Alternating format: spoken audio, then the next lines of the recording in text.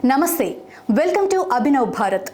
YCP senior నేత మాజీ మంత్రి బొత్స సత్యనారాయణ ఉమ్మడి విశాఖ జిల్లా స్థానిక సంస్థల ఎమ్మెల్సీగా ఏకగ్రీవంగా విజయం సాధించిన విషయం తెలిసిందే.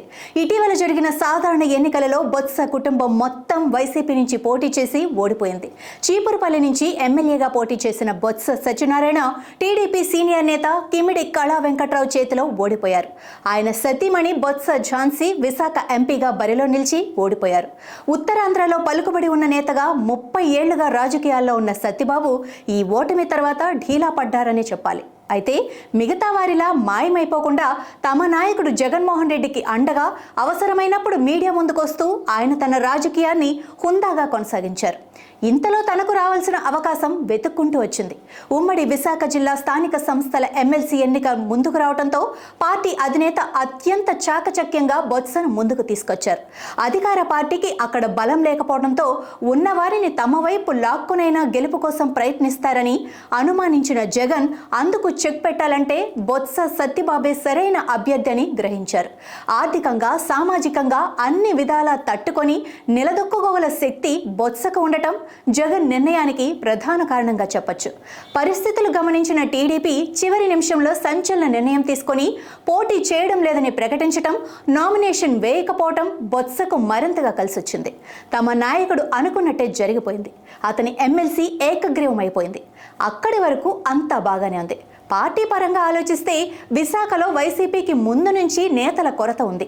ఆ పార్టీ ఆవిర్భావం నుంచి అక్కడ బలమైన లీడర్షిప్ లేదు.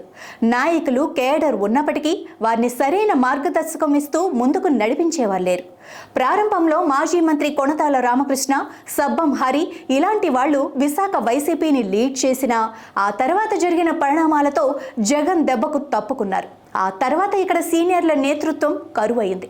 అందుకే జగన్ పదే పదే విజయసాయిరెడ్డి, వైవి సుబ్బారెడ్డి లాంటి వాళ్లకు విశాఖ ఇన్ఛార్జి పదవి అప్పగిస్తూ వచ్చారు.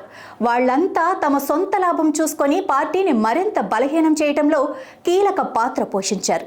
విశాఖ లాంటి బలమైన నగరంలో పార్టీని ఎలా బలోపేతం చేయాలి అన్న దానిపై దృష్టి పెట్టనందుకు జగన్ ఇప్పుడు బాధపడుతున్నారని ఆ పార్టీ వర్గాల్లో టాక్ నడుస్తోంది.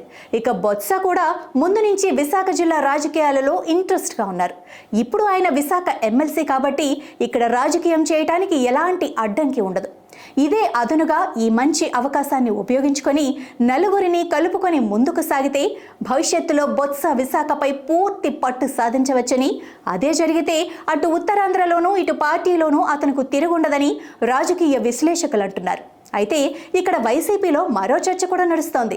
బొత్సను విశాఖ ఎమ్మెల్సీగా చేసి అక్కడకు పంపేయడంతో విజయనగరం జిల్లాలో వైసీపీ పరిస్థితి ఏంటన్న ప్రశ్న కూడా తలెత్తుతోంది.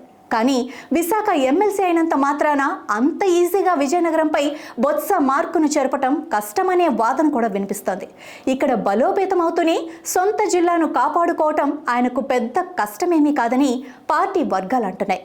మొత్తానికి సత్యబాబుకు వచ్చిన ఈ గోల్డెన్ ఆపర్చునిటీని ఎలా ఉపయోగించుకుంటారో భవిష్యత్తులో తేలనుంది. నాయకులారా, మీ పనితనం మీ అధినాయకులకు తెలియజేయాలనుకుంటున్నారు. ప్రజలారా, మీ సమస్యలను మీ నాయకులకు తెలియజేయాలనుకుంటున్నారు. ప్రజా సమస్యల పరిష్కార వేదిక మీ అభినవ్ భారత్.